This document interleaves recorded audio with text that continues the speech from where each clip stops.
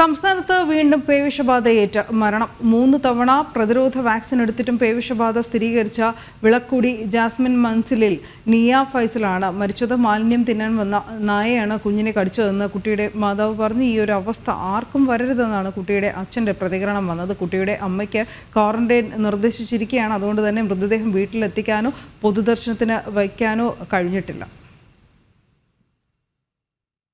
ഒരവസ്ഥ ഇനി ആർക്കും വരരുത്. ഇനി പറയാൻ വാക്കുകളൊന്നുമില്ല.